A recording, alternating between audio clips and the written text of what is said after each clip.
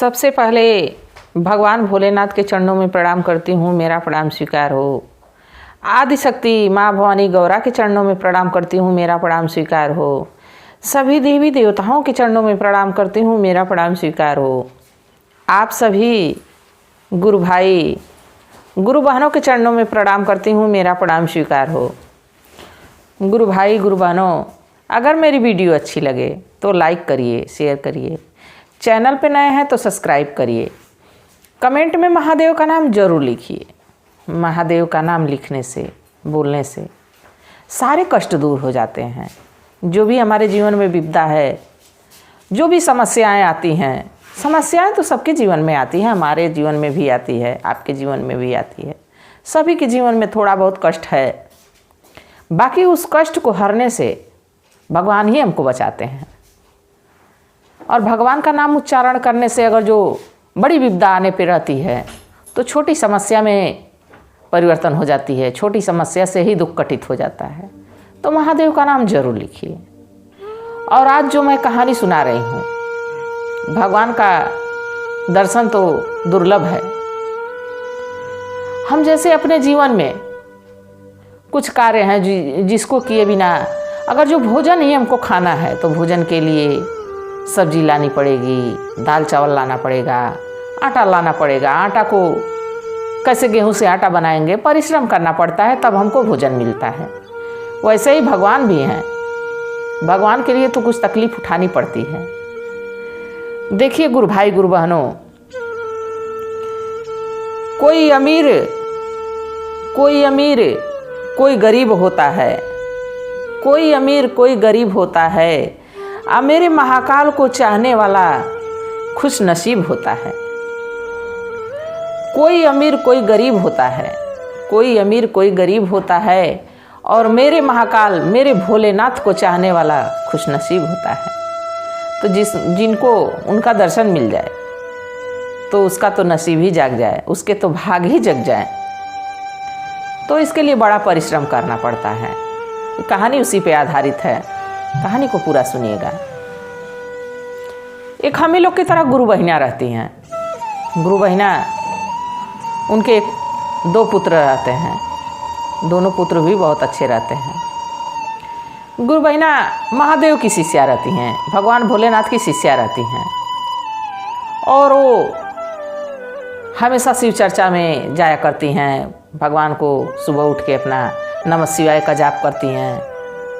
शाम को भगवान से जब भी दया मांगती, पूजा करती, जब भी दया मांगती तो महादेव से अब यही मांगती कि हे महादेव, आपने हमको सब कुछ दिया, हमको 2 बेटे दिए। हमारे जीवन में जो भी सुख दुख है उसको आप बड़े प्रेम से निभा रहे हैं। पर हमारी मन में एक लालसा है, एक इच्छा है कि आप हमको दर्शन दें। इच्छाएं तो कभी मनुष्य की खत्म नहीं होती है गुरु भाई गुरु बहनों। पर अगर जो भगवान से प्रीत लग जाए, भगवान से हमको भाव लग जाए कि हे प्रभु आपका दर्शन हमको चाहिए, तो जरूर महादेव किसी ना किसी दिन कृपा करेंगे, अपनी दया बरसाएंगे। वैसे ही गुरु बहिना को आस लगी थी कि हे प्रभु, जब भी दया मांगती तो कहती कि आपका दिया हुआ सब कुछ है, पर आप हमको दर्शन दे देते प्रभु। धीरे धीरे समय बीतता रहा। दोनों बेटों की शादी कर दी। दोनों बेटे अपना बाहर काम काज करने लगे। बहुएं घर में रहती। बहुएं भी बहुत अच्छी थीं। तो जब गुरु बहिना पूजा पाठ करने बैठती तो उनकी बहुएं दोनों शिव भक्त नहीं थीं। वो लोग नई चर्चा के बारे में जानती थीं। तो जब उन लोग के पति आए बाहर से कमा के, तो कहीं कि माता जी पता नहीं क्या बड़बड़ करती हैं, पूजा करती हैं और पता नहीं क्या दया मांगती हैं। तो वो लोग समझाए कि माँ हमारी शिव भक्त है और शिव गुरु से वो जरूर कोई दया मांगती होंगी, जरूर कुछ हम लोग के लिए, सुख के लिए कुछ मांगती होंगी। तो बड़ा बेटा अपने माँ के पास गया और कहा कि माँ तुम क्या रोज दया मांगती हो? तो माँ बड़ी मुस्कुरा के भाव से और बताएं कि बेटा हमको किस चीज़ की कमी है। जो महादेव दिए हैं वो तो सब कुछ हम लोग के पास है। तुम लोग कमा धमा रहे हो, घर में सुख शांति है, बहुएं दोनों हमारी बहुत सेवा करती हैं, बहुत अच्छी हैं। तो अब हमको महादेव से क्या चाहिए? क्या हम महादेव से मांगेंगे? अब तो मेरे मन में एक ही लालसा है, मैं महादेव से एक ही चीज़ मांगती हूँ कि हे महादेव, हमको अपना दर्शन दे देते। तो बड़ा बेटा अपने मन में सोचा, मुस्कुराया और सोचा कि भला भगवान भी कहीं दर्शन देते हैं। तो अपने माँ से कहा कौतूहल से कि माँ, भगवान तो कैलाश पर्वत पे रहते हैं, यहाँ कैसे आ जाएंगे? तो गुरु बहिना सोची कि सही बात कह रहा है बेटा, भगवान तो कैलाश पर्वत पे रहते हैं, मैं कहानियों में सुनती हूँ, और जहाँ तक वेदों में भी लिखा है, पुराणों में भी लिखा है कि भगवान का वास कैलाश पर्वत पे रहता है। तो कहें कि ठीक कह रहे हो बेटा, अब तो भगवान को खोजने के लिए हमको निकलना ही पड़ेगा, मैं जाऊंगी कैलाश पर्वत। तो बेटा कहा कि कैलाश पर्वत तुम जाओगी माँ? अब तुम बूढ़ी हो चली हो, तुम्हारे हाथ पैर जवाब दे देंगे, तुम कहती तो मैं तुम्हारे साथ चलता। वो मजाक के तौर पे कहा कि माँ तुम भी कहती तो हम भी चलते। वो सोचा कि माँ जाएगी थोड़े ना, बाकी माँ की तो श्रद्धा सच्चे मन से, सच्चे हृदय से लगी हुई थी भगवान पे। जब भगवान से नेह लग जाए, उनसे स्नेह लग जाए, उनसे भगवान से प्रेम जब हो जाता है गुरु भाई गुरु बहनों, तो कोई रोक नहीं पाता है। हमको भी भगवान से प्रेम है, तभी तो मैं आप लोगों को कहानियाँ सुनाती हूँ। अगर जो हमको भगवान से प्रेम नहीं रहता तो हमको कहानियाँ याद नहीं होती, कहानियों के बारे में मैं कुछ बोल नहीं पाती।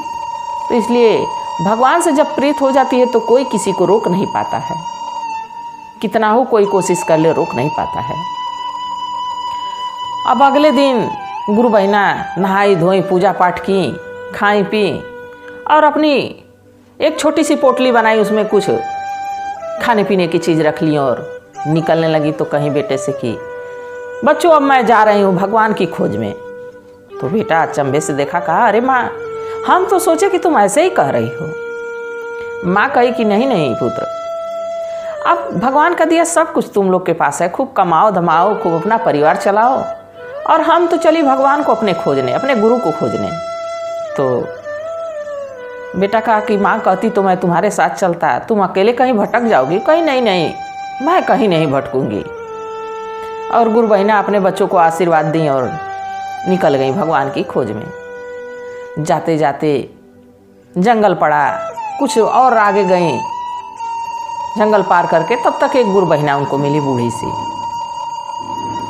तो उनके हाथ में रुद्राक्ष का कंगन बना हुआ था। तो जो गुरु बहिना अपने घर से निकली थी वो कही कि लग रहा है कि ये गुरु बहिना भी भगवान महादेव की भक्त लग रही हैं, भगवान भोलेनाथ की शिष्या लग रही हैं। तो उनसे पूछी कि अरे गुरु बहिना कहाँ जा रही हैं? तो गुरु बहिना इनसे सवाल की कि आप कहाँ जा रही हैं गुरु बहिना? तो कहीं कि मैं तो भगवान भोलेनाथ को खोजने जा रही हूँ। तो वो कहे कि ठीक है, तब चलिए हम भी आपके साथ हो लेते हैं, क्या पता आपके बहाने हमको भी भगवान मिल जाएं। तो गुरु बहिना बड़ी खुश हुई, कहीं कि घर से तो निकली थी अकेले, चलो भगवान की ऐसी कृपा हुई कि एक से भले दो हो गए। अब दोनों गुरु बहिना चल दें। कुछ दूर जाते जाते 2-4 गांव पार हुआ, फिर एक गुरु बहिना वैसे रुद्राक्ष का कंगन पहने हुए वो भी रास्ते में चलती हुई जा रही थी। वो गुरु बहिना दोनों गुरु बहिना से पूछी कि कहाँ आप लोग जा रही हैं? आप तो महादेव की शिष्या लग रही हैं। तो वो लोग कहीं कि हाँ हाँ गुरु बहिना, हम लोग महादेव के भक्त हैं, हम लोग महादेव के शिष्य हैं, आप कहाँ जा रही हैं? तो ये दोनों गुरु बहिना कहें कि हम लोग तो महादेव की खोज में जा रहे हैं, आप कहाँ जा रही हैं? तो कहें कि हम भी महादेव से ही इच्छा रख रहे हैं, महादेव से ही कुछ कहना है, तो हम भी महादेव को पाना चाहते हैं, चलिए हम भी आप लोग के साथ चलेंगे। अब तीनों गुरु बहिना 3 लोग हो गई। गुरु बहिना पहली वाली बड़ी खुश हुई कि हम तो अकेले घर से निकले थे, पर महादेव की ऐसी कृपा हो रही है कि हमारे साथ 2 लोग हो गई, और तीनों लोग अपना चल दी महादेव को खोज में। अब ये बात महादेव देख रहे थे, मुस्कुरा रहे थे। उनके पास नंदी महाराज भी बैठे थे। नंदी महाराज भगवान की मुस्कुराहट को देख के भगवान से सवाल कर बैठे कि प्रभु ये तीनों लोग आपको खोजते खोजते आ रही हैं और आप मुस्कुरा रहे हैं, आप तो कैलाश पर्वत पे हैं, और वो लोग आते आते तो उन लोगों को बड़ा कष्ट होगा, ऊंची चढ़ाई है पर्वत की। महादेव कहे कि ये लोग आ थोड़े ना पाएंगे, ये लोग हमारे पास आ नहीं पाएंगे, जिसको लिखा होगा मेरे दर्शन को वही दर्शन कर पाएगा, सभी लोग मेरा दर्शन नहीं पा पाएंगे। सब सच्चे मन से सच्चे हृदय से भगवान को नहीं बुलाते हैं, सब अपने इच्छा के अनुसार भगवान हमको धन दे दीजिए, भगवान हमको पुत्र दे दीजिए, भगवान हमारी ये समस्या सुलझा दीजिए, इसी के लिए हमको याद करते हैं। ये सभी लोग हमारे दर्शन नहीं पा पाएंगे। नंदी कहे कि ऐसा क्यों कह रहे हैं भगवान, ये तो खोजते हुए आपको आ रही हैं। तो कहे कि ठीक है, तो इनकी परीक्षा ले ली जाती है। अब देखिए गुरु भाई गुरु बहनों, महादेव भी भक्तों की परीक्षा कैसे लेते हैं। महादेव एक पोटली गिराए जिसमें चांदी का कुछ सिक्का था, और जब धरती पर उसको गिरा दिए तो तीसरी वाली गुरु बहिना जो थी, जो बाद में सबसे आई, उनकी नज़र उस पोटली पे पड़ी और पोटली खोली तो देखी कि उसमें चांदी का सिक्का चमचमाता हुआ। अब गुरु बहिना सिक्का पा गई तो वहीं अपना रुक गई। तो दूसरी तीसरी वाली जो गुरु बहिना पहले से थी, दूसरी, वो दोनों लोग पूछ रहे हैं कि अरे गुरु बहिना चलिए, थक गई क्या। तो गुरु बहिना कहें कि नहीं नहीं, मैं थकी नहीं हूँ, मैं जिस चीज़ के लिए निकली थी, जिस चीज़ की खोज में निकली थी, प्रभु से जो हमको चाहिए था वो हमको मिल गया। भगवान बड़ी जल्दी हमारी सुन लिए और मैं इसी को लेकर वापस लौट जाऊंगी। तो गुरु बहिना पूछी लो कि ऐसा क्या मिल गया है, क्या खोजने निकली थी। तो कहीं कि मैं बहुत निर्धन हूँ, हमारा पुत्र बहुत निर्धन है, ज़्यादा कमा धमा नहीं पाता है, और भगवान से यही मना रही थी कि हे प्रभु मुझे कुछ ऐसा चमत्कार करते, कुछ ऐसा करते कि हम भी कुछ लायक हो जाते, कुछ धनी मनी हो जाते, हम भी सबकी तरह घर बनवा लेते, गाड़ी घोड़ा होता, हम लोग भी संपन्न हो जाते। तो समस्या हमारी भगवान सुलझा दिए, इसलिए मैं लौट रही हूँ। कहीं गुरु बहिना लोग कि ठीक है, जब आप जा रही हैं तो जाइए, हम लोग तो चले। अब दोनों गुरु बहिना निकलनी महादेव की खोज में धीरे धीरे धीरे धीरे कुछ दूर गई। कुछ दूर जब गई तो भगवान फिर एक पोटली में सोने का सिक्का गिराए, और उस सोने के सिक्के की पोटली पे दोनों गुरु बहिना की नज़र पड़ी। तो जो दूसरी गुरु बहिना थी, अब वो उस पोटली को खोलती हैं, देखती हैं तो उसमें चमचमाता हुआ सोना का सिक्का बड़ा ढेर सारा है। गुरु बहिना उसको समेटने में लग गई, बड़ी खुश हुई कि बारे महादेव, आपकी लीला तो आप ही जाने और कोई जान नहीं सकता है। और वो वहीं पे रुक गई, सिक्का बटोरने में लग गई, मोह माया घेर लिया। तो गुरु बहिना पहली वाली कहीं कि अरे गुरु बहिना चलिए, कहाँ लग गई आप। तो दूसरी वाली गुरु बहिना कहीं कि नहीं नहीं गुरु बहिना, हम तो इस धन को अब लेके यहीं से लौट जाएंगे, अब हम इसको लेके जाएंगे, हमारी बेटी शादी करने योग्य हो गई है, और इस धन से मैं विवाह भी कर दूंगी और बच भी जाएगा, मेरा घर द्वार बहुत बढ़िया बन जाएगा, मेरे बच्चों का बिजनेस अच्छा हो जाएगा, अब हमको किसी चीज़ की कमी नहीं रहेगी। महादेव का दिया हुआ अब जो मिला है प्रसाद रूप में, मैं उसको लेके वापस लौट जाऊंगी। तो पहली गुरु बहिना कहें कि ठीक है गुरु बहिना, आपकी जैसी इच्छा, मैं तो भगवान को खोज के ही रहूँगी। और वो गुरु बहिना अपना सोना का सिक्का ली, दूसरी वाली भी अपना वहीं से लौट गई। अब फिर गुरु बहिना अकेले हो गई, बाकी हिम्मत नहीं हारी, चलती रही चलती रही। कुछ दूर जब गई तो फिर भगवान भोलेनाथ का देखिए, परीक्षा लेने से दूर उनको करने के लिए, गुरु बहिना को अपने आप से दूर करने के लिए क्या क्या चमत्कार कर रहे हैं। फिर एक पोटली गिराए और उसमें हीरा जवाहरात खूब थे। अब पोटली गुरु बहिना के सामने ही गिरी पड़ी मिली।